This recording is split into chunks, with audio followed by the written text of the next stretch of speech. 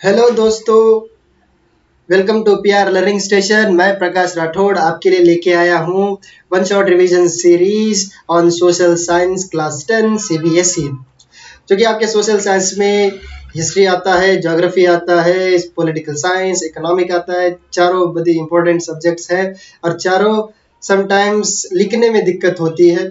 ठीक है, सो एक महीने से भी कम, लगभग एक महीने आपके पास टाइम है एग्जाम को, तो हमें रिवीजन की बहुत ज़रूरी है और ज़रूरत होती है। और मैं कोशिश करूँगा कि हर एक चैप्टर इन चारों सब्जेक्ट से कवर्ड हो जाए, शॉर्टली हो जाए, अच्छे से हो जाए, कंसेप्चुअली भी आप क्लियर हो जाए और आपके पास कोई डाउट भी ना रहे और आप अच्छे से एग्जाम लिख पाओ। आज हम करने जा रहे हैं जियोग्राफी से स्टार्ट, पहला chapter resource and development. So let us talk about resource and development की रिसोर्स एंड डेवलपमेंट होता क्या है और इसका क्या इंपॉर्टेंस है। एट द सेम टाइम हम प्रीवियस ईयर क्वेश्चंस भी डिस्कस कर लेंगे और इंपॉर्टेंट क्वेश्चंस भी डिस्कस करेंगे, सो दैट आपको एक क्वेश्चन से फेमिलैरिटीज मिले।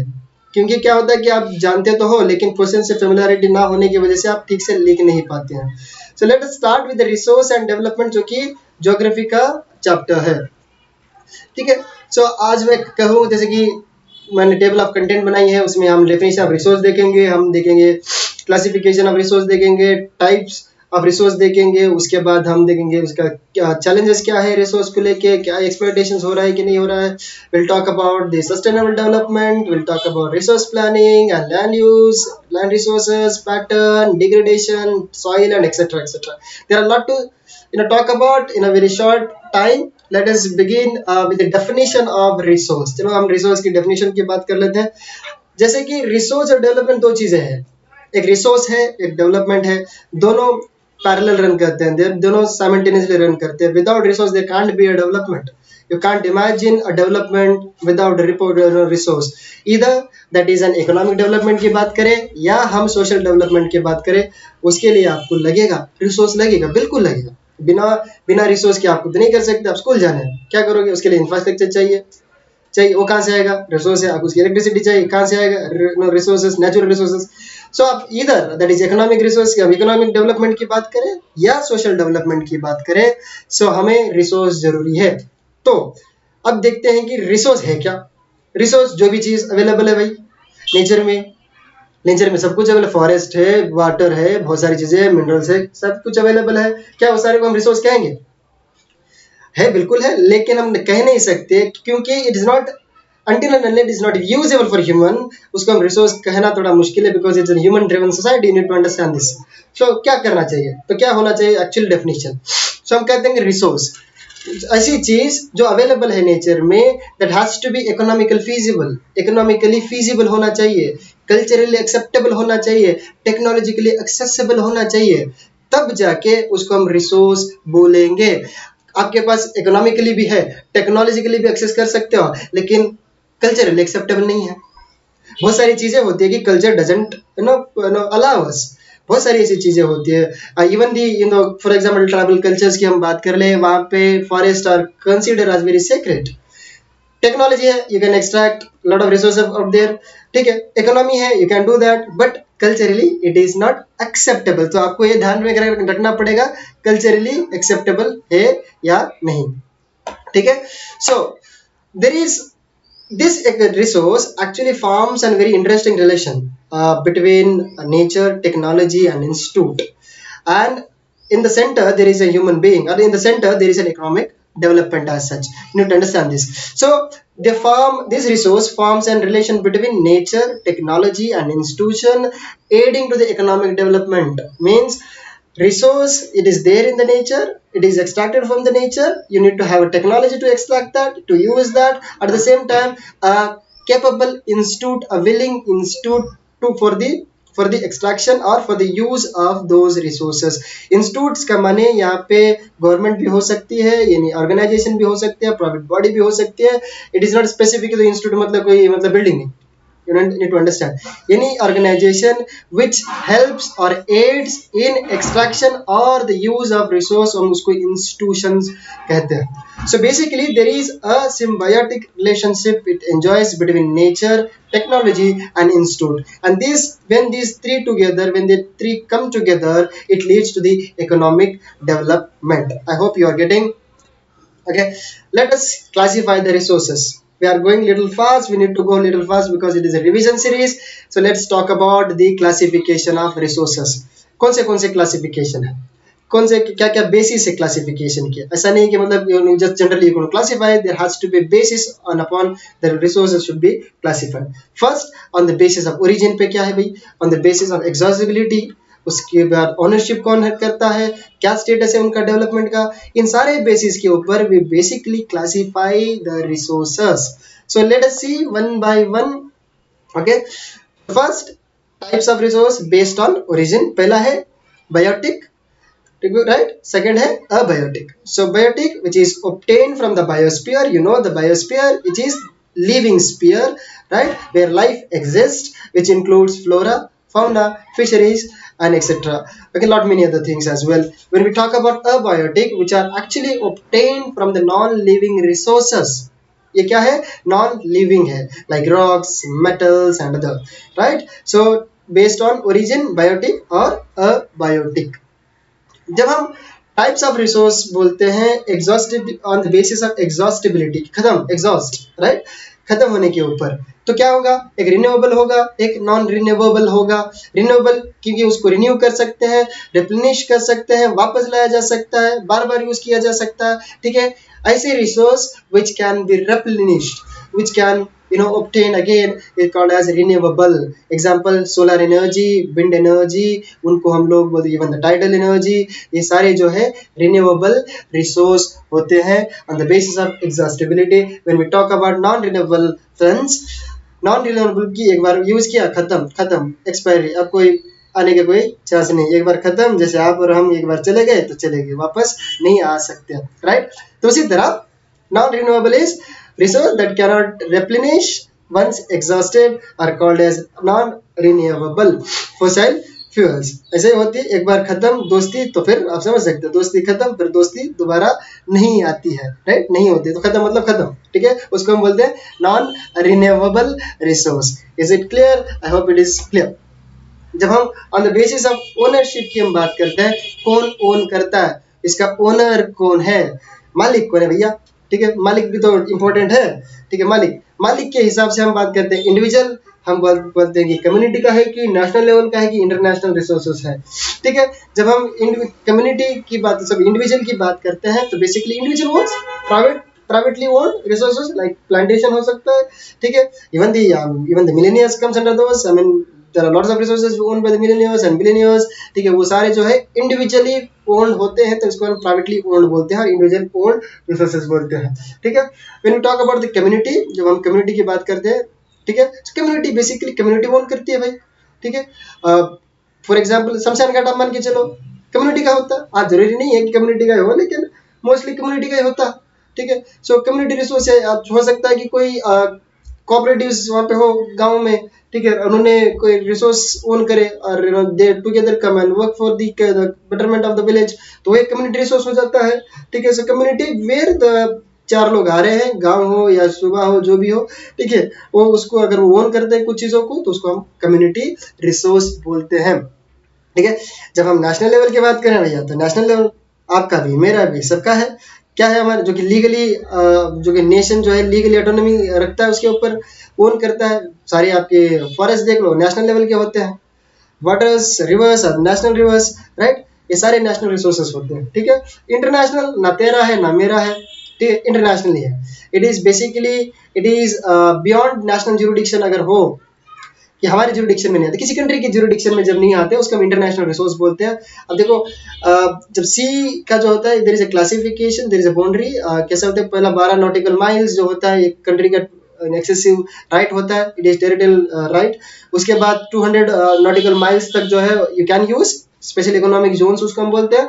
बियॉन्ड 200 माइल्स जो होता है, ठीक है, वो इंटरनेशनल वाटर्स आ जाता है और डीप सी वाटर्स आ जाते हैं वहाँ पे. बियॉन्ड 200 नॉटिकल माइल्स जो वो जो इंटरनेशनल वाटर्स हम उसको बोलते हैं, वो वहाँ पे पाए जाने वाले रिसोर्स को हम इंटरनेशनल रिसोर्स बोलते हैं. until you can't use until unless there is a proper permission from the international recognized agencies के द्वारा, अगर आपके पास परमिशन नहीं है तो you can't extract those resources और you can't utilise those resources, ठीक है. So these are 4 types of resources on the basis of owner और एक कैटेगरी आ जाती है, होता है कि development based on status of development. क्या है उसका? पहला है पोटेंशियल। ओके, पोटेंशियल रिसोर्स की पोटेंशियल बहुत है, आप में भी है, हम में भी है, बहुत सारे पोटेंशियल है। ठीक है, जब होता है resource that exist but are not fully utilised, potential है। जैसे कि राजस्थान है, इतना धूप तपता है, गुजरात है, इतना धूप तपता है, सोलर एनर्जी पर पोटेंशियल है। ठीक है, तो वो पोटेंशियल रिसोर्स आ जाता है। डेवलप्ड, इसका मतलब ये बता दी कि क्वालिटी वाइज क्वांटिटी आज सबको पता है। ठीक है, they are well very well measured, very well known. ठीक है, डेवलप्ड है, सबको पता है। फॉर एग्जाम्पल आप फसल फूल ले सकते हैं, कोल ले सकते हैं, सारे डेवलप में आ जाते हैं। तो इसका क्वांटिटी भी पता है, उसका क्वालिटी भी पता है। ठीक है, वो डेवलप रिसोर्स में आते हैं। जब हम बात कर रहे हैं स्टॉक, ठीक है, स्टॉक देखिए, they are available but sufficiently utilise नहीं हुआ है, या हमारे पास वो टेक्नोलॉजी नहीं है टू यूटिलाइज दोस्त। फॉर एग्जाम्पल पानी है भाई, पानी के H2O हम बोलते हैं, राइट? H2O इज बेसिकली, सो उससे हम पानी से हाइड्रोजन निकाल सकते हैं, which is very good fuel basically. उससे हम ऑक्सीजन निकाल सकते हैं, लेकिन still work is in progress. अभी तो हमारे यहाँ हाइड्रोजन फ्यूल वाली गाड़ियां भी आने वाली है, जो ट्रांसपोर्ट मिनिस्टर तो उसके ऊपर भी काम कर रहे हैं। ठीक है, सो स्टॉक बेसिकली स्टॉक रिसोर्सेज। अब रिजर्व रिसोर्सेज वो होते हैं जो कि आर रिजर्व। ऐसा नहीं कि they don't, you don't know them, ऐसा नहीं है कि they are not developed, they are, but we use them very cautiously for the future generation के लिए। तो उसको हम बोलते हैं reserves that are can be exploited, but technological development से ज़्यादा हो सकता है, या हो सकता है कि हम फ्यूचर के लिए बचा के रख रहे हैं। For example hydro power, for that matter, we can tremendously use, बहुत ज़्यादा यूज कर सकते हैं, लेकिन वी मिनिमलिस्टिकली हम यूज करते हैं, तो एक रिजर्व्स में आ जाते हैं। So resources based on status of development ये 4 होते हैं। ठीक है, आगे बढ़ने पहले next is challenges of resource exploitation. Next topic जो है या challenges of resource exploitation. Resource का तो एक्सप्लॉयटेशन हो रहा है, तो क्या क्या चैलेंजेस है, let's talk about that. So first is depletion of resources due to excessive exploitation. आप ज़्यादा एक्सप्लॉयट करोगे तो डिप्लीशन होगा, खत्म हो जाएगा, right? It is a very obvious चीज है। Second point, inequality in resource accumulation leading to the rich and the poor division, haves and have nots हम बोलते हैं, क्योंकि इनइक्वालिटी है रिसोर्स अक्यूमुलेशन में, कहीं ज्यादा है कहीं कम है, किसी के पास ज्यादा किसी के पास कम। ठीक है, इन टर्म्स ऑफ नेचुरली भी डिस्ट्रीब्यूट हो या ह्यूमनली डिस्ट्रीब्यूट हो, जब ये इनइक्वालिटी होती है accumulation, for example Rajasthan, for example southern states में काफी डिफरेंस है, right? Northern states and southern states में काफी डिफरेंस है, because there is accumulation difference, even the rich and poor. ये इनइक्वालिटी की वजह से, ठीक है, उसकी वजह से क्या होता है कि there is a division in society. Society दो हिस्सों में बढ़ती है, एक रिच और एक पुअर में, और एक हैव्स एंड हैव नॉट्स में। ठीक है, नेक्स्ट थर्ड जो है चैलेंज ये है कि ग्लोबल ग्लोबल इकोलॉजिकल क्राइसिस होगा एक्सप्लॉयटेशन की वजह से। ग्लोबल वार्मिंग होगी भैया, पोल्यूशन होगा, राइट? रिसोर्स एक्सप्लॉइट करोगे आप, तो आप जानते हो देर आर आप आज के डेट में there is a fire, wild fires in America, there are earthquakes आ जाते हैं, there is flood, monsoon delay हो जाना, मानसून रिटेडिंग मानसून का डिले होना या अर्ली मानसून ना आना, ये सारी चीजें these are sign, right, of global ecological crisis. उसमें global warming, climate change, pollution, ये सारी चीजें आ जाता।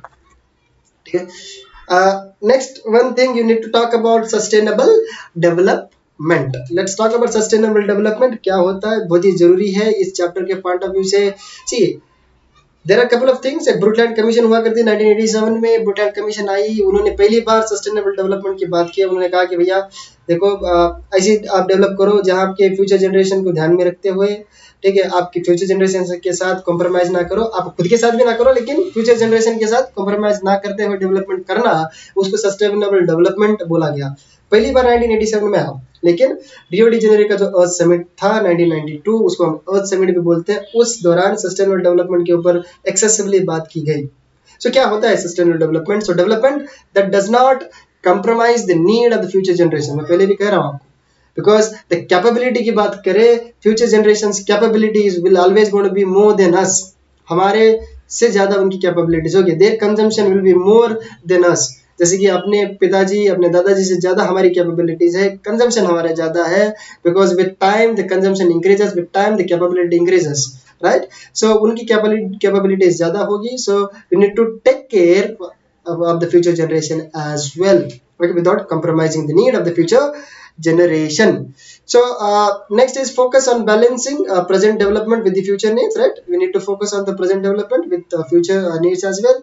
There are key initiatives जो था agenda 21, agenda 21 basically, right? So agenda 21 talked about environmental protection, they talked about poverty के ऊपर, they talked about diseases के ऊपर. So and not even this, agenda 21 for the basically 21st century के लिए था. 92 में समिट था, summit, and this agenda 21 came for the next century, 21st century के लिए, जो कि आज हम 21st सेंचुरी में हैं. उसके लिए बेसिकली एजेंडा सेट किया गया था, एनवायरमेंट के लेके, पॉवर्टी को लेके, डिसीजेस को लेके, at the global level. It's not at the local level, it was for the global level. उसके अलावा क्या था कि म्यूचुअल नीड्स और शेयर्ड रिस्पॉन्सिबिलिटी के ऊपर बात की गई थी. Shared responsibility and mutual needs. So हमारी भी नीड है, डेवलप वर्ल्ड की भी नीड है, डेवलपिंग वर्ल्ड की भी नीड है, अंडर डेवलप की सारी नीड्स है. Every country has the need, their own need, right? Somebody has more, some has less. However need to have a shared responsibility. ऐसा नहीं कि हम हाथ खड़ा कर दे, हमसे तो कुछ नहीं होगा भाई, हो गया हमारा, हम डेवलप्ड वर्ल्ड, हमने तो डेवलप हो गए, हम अभी आपको सपोर्ट नहीं करें. और any other country for that matter, China हो या इंडिया हो, any country, there has to be a shared responsibility when it comes to the environment as such. Environment is not, it doesn't belong to anyone, it belongs to the whole planet, right? It belongs to all of us, right? For that matter एक shared responsibility होनी चाहिए. तो shared responsibility के ऊपर agenda 21 में बात की गई थी. I hope you are understanding. एक आता है resource planning in India. Planning क्यों जरूरत है, पहली बात तो ये जानना पड़ेगा. प्लानिंग की जरूरत क्यों? क्योंकि देयर इज, इससे पहले हम थोड़ी देर पहले हम बात की थी accumulation of resource. There is a inequality of accumulation of resource की हम बात कर रहे थे, राइट? कहीं ज्यादा है, कहीं कम है, कहीं ज्यादा डेवलप्ड है, कहीं कम डेवलप्ड है. When you have this inequality in terms of even development and in terms of accumulation of resource, आपके पास रिसोर्स प्लानिंग चाहिए. क्यों? सो दैट इफ अगर आपके पास प्लानिंग हो, आप रिसोर्स को वेरी जुडिशियसली आप यूज करोगे. There is a judicious resource use होगा अक्रॉस रीजन अगर आपके पास प्लानिंग है तो, ठीक है? For example states like Jharkhand हो गया, छत्तीसगढ़ हो गया, they are rich in minerals while other states face resource deficit. The process involves in resource identification, ठीक है? ये बता रहे हैं कि भाई रिसोर्स प्लानिंग में क्या क्या करना चाहिए हमें. पहला बात तो हमें आइडेंटिफाई करना पड़ेगा कि रिसोर्स पहले तो आइडेंटिफाई करो, फिर टेक्नोलॉजिकल एप्लीकेशन देखो कि वहां से हम लोग एक्सट्रैक्ट कर सकते हैं कि नहीं, यूज कर सकते हैं कि नहीं, ठीक है? We need to align with the national development plan.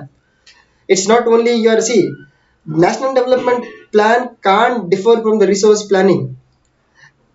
These are both are doing for the welfare of the people only, are there for the welfare of the people only. आप resource planning तो ठीक है आप करोगे, how to utilize it in a proper way, you need to identify, you need to see the technology is there or not, you need to survey that, ठीक है?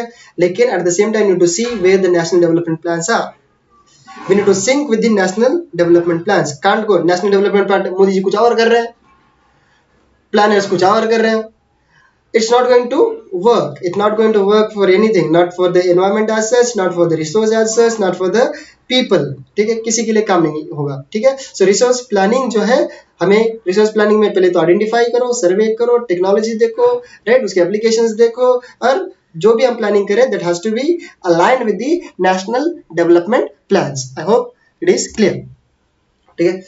So land resources, let us talk about land resources. So land resources constitute a significant portion, right, of available resources. Land resource basically आप forest बोलो, westland बोलो, agriculture land बोलो, fossil land सब बोलो, these are all the land resources. So ये ये बहुत ज़्यादा है और significant portion है, ठीक है? We need to talk about that because lot of life depends on the, around more than 50% of India's population depends on this land, for basically on agriculture lands. So हमें बात तो करनी पड़ेगी, right? Let us talk about land use pattern in India. Land use pattern in India मतलब किस तरीके से आप land is being used है, basically किस तरीके से आप इस्तेमाल कर रहे हो जमीन को, हम उसको land use pattern बोलते हैं, right? So basically land use pattern क्या factors होंगे determine करने वाले? ऐसा तो नहीं कि जैसे कैसे भी हो रहा है. There has to be factors. There has to be factors in everybody, right? कुछ फैक्टर्स होते हैं आपको इफेक्ट करते हैं, कुछ फैक्टर हमें इफेक्ट करते हैं. हर चीज के लिए फैक्टर्स होता है. They are all shaped by certain things. So land use pattern भी, land use भी shaped by these certain things. That could be a physical factor हो सकता है, cultural factor और human factor हो सकता है, ठीक है। फिजिकल फैक्टर में क्या होगा, टोपोग्राफी होगी, क्लाइमेट होगी, सॉइल होगा, ठीक है, ये सारी चीजें होगी, रिलीफ होगा, ये सारी चीजें जो है फिजिकल फैक्टर्स में आता है। देखो पहाड़ है उसमें अलग तरीके से आप यूटिलाइज करोगे जमीन को, प्लेन है अलग तरीके से करोगे, डेजर्ट है उसमें अलग तरीके से जमीन इस्तेमाल होगी, प्लेट्यू में अलग होगी भैया, कि हॉट क्लाइमेट में अलग होगी, जहाँ पे बारिश हो रही है वहां पे अलग है ना, वहां पे जहाँ पे ठंडी है वहां पे अलग। ऐसे नहीं कि हम जग जाके ना एकदम गर्मी हो रही है, वहां जाके पानी नहीं है, बारिश नहीं है, वहां पे जाके खेती की चावल कर दिए, खाओ फिर मिट्टी, कुछ नहीं होना है, राइट। सो फिजिकल फैक्टर्स उसमें टोपोग्राफी हो गई, क्लाइमेट हो गया, सॉइल हो गया, वेरियस अदर थिंग्स हो गए, जो जो फिजिकल फैक्टर्स है वो भी लैंड यूज पैटर्न को शेप की करते हैं, ठीक है। When you talk about human factor, it is the most important बोलो या डेंजरस बोलो, ह्यूमन फैक्टर्स है, because the opinion is shaped how the land is being utilized। Human factor climate तो करता ही है, टोपोग्राफी तो करती है, फिजिकल फैक्टर, लेकिन ह्यूमन फैक्टर बहुत बड़ा फैक्टर है कि आपके पास टेक्नोलॉजी, अमेरिकन फार्मर और हिंदुस्तानी फार्मर में जमीन आसमान का अंतर है। हमें यही पता नहीं रहता है कि कितना पेस्टिसाइड डालना है, हम बस डाल देते बकेट से भर भर के डालो, और आज लिया कीड़ा पड़ गया डाल दो, हम जो डाल रहे हमको ना पता, कितना फर्टिलाइजर डाल रहे हमें ना पता, ठीक है, ना पेस्टिसाइड का पता, ना वीडिसाइड का पता, ना कुछ, ठीक है। सो टेक्नोलॉजी कितना एडवांस है किसी कंट्री में, दैट अगेन डिटरमाइंस। देखो हमारे देश में आज भी कितने लोग कमर्शियल फार्मिंग करते हैं, बड़े कम, प्लांटेशन फार्मिंग बड़े कम, ठीक है। हम आज भी वही ट्रेडिशनल फार्मिंग पे बिलीव रखते हैं, वही धान कर देंगे, वही पैडी कर देंगे, वही वीट कर देंगे, वही पल्सेस कर देंगे, ठीक है, उन्हीं से चलाएंगे और बोलेंगे कि नहीं हमारे खेतों कुछ भी लाभ नहीं हो रहा है। कैसे होगा भाई, क्योंकि हमारे पास वो अवेयरनेस नहीं है। Need to understand this. So technology हो गई, कल्चरल फिनोमिनन्स हो गए, कल्चरल बिलीव्स हो गए, पॉपुलेशन डेंसिटी हो गई, these all actually shape the how the land is being utilized, okay। The next point is regional disparities in land uses reflects the agriculture, settlement and industrial demand। So basically क्या है, disparity है, regional disparity land uses में, उसकी वजह से आपको पता चलेगा कि एग्रीकल्चर हर जगह पे अलग कैसे है, सेटलमेंट हर जगह पे अलग कैसे दिखते हैं, इंडस्ट्री हर जगह पे डिमांड कैसे अलग दिखती है, basically disparities of land use होने की वजह से। फॉर एग्जांपल आप Kerala, you just go to the Kerala, right, वहां पे जो स्ट्रक्चर्स ऑफ हाउसेस है very different, because triangular structures होते because of the higher rainfall. आप नॉर्थ में चले जाए वो अलग हो जाते हैं, ठीक है। So basically regional disparity in land use reflects in terms of agriculture, what type of agriculture remains, settlement कैसा रहेगा, इंडस्ट्रियल डिमांड कैसी रहेगी, वो सारे जो है। Maharashtra basically industrial very demandable state है, तमिलनाडु बहुत, ठीक है, Gujarat for that matter, right. So basically is that, right. When we talk about land degradation and conservation patterns की जब हम बात करें, लैंड डिग्रेड खत्म हो जाना, खराब हो जाना, इज डिग्रेड हो जाना, इज बेसिकली वी से लैंड डिग्रेडेशन, राइट। सो डिग्रेडेशन होता क्यों है, ठीक है, बहुत सारे कारण है, उसमें से एक डिफॉरेस्टेशन है, उसमें से एक माइनिंग है, उसमें से एक ओवर ग्रेजिंग है, राइट। तो ये फ्यू कारण है, they are not only reasons, right, deforestation, mining and over grazing, these are few reasons, right. We need to conserve कैसे करोगे, बचाओगे कैसे, क्या यूज किया जाएगा, किस तरीके से, you can use conservation method like afforestation, आप कर लीजिए, डाल दो पेड़ उगाओ, ठीक है, जंगल बनाओ, ठीक है, वेस्ट मैनेजमेंट करना जरूरी है, कंट्रोल लैंड यूज प्रैक्टिस जरूरी है, ठीक है, दिस ऑल प्रैक्टिसेस, ठीक है। Waste management is solid waste हो गया, इंडस्ट्रियल वेस्ट हो गया, it has to be properly managed, right, right. So this all you could say conservation patterns में आप लिख सकते हैं, और बहुत सारी चीजें हैं, ठीक, लेकिन ये since it is revision video so I am not going into detail of it. So when we talk about types of soil, ठीक है, soil is the topmost layer of the lithosphere basically. अब उसके अंदर बहुत सारे 5-6 types के soil आ जाते हैं हमारे देश में। अलुवियल सॉइल आता है, ब्लैक सॉइल आता है, रेड एंड येलो सॉइल आ जाता है, लैटराइट हो गई, एरिड सॉइल हो गई, फॉरेस्ट सॉइल हो गई, ठीक है। So when we talk about alluvial soil, basically formed in the river sediment, formed by the river sediments, ठीक है, and which is very fertile, very ideal for the crops to grow, right।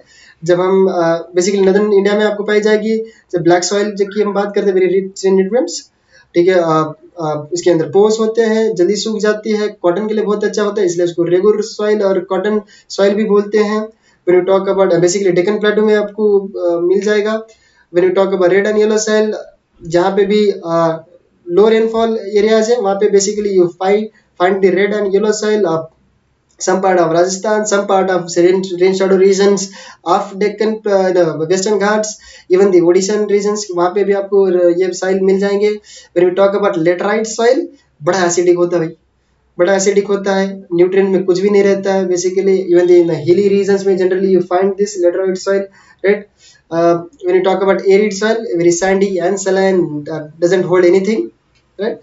ना पानी water hold नहीं कर पाती है, ठीक है. बेसिकली जहाँ पे बारिश नहीं है, बिल्कुल नहीं है, डेजर्टिक रीजन है, वहाँ पे आपको एरिड सॉइल मिल जाएगा. When you talk about forest soil, basically in the mountainous regions में आपको फॉरेस्ट सॉइल पाया जाएगा, ठीक है.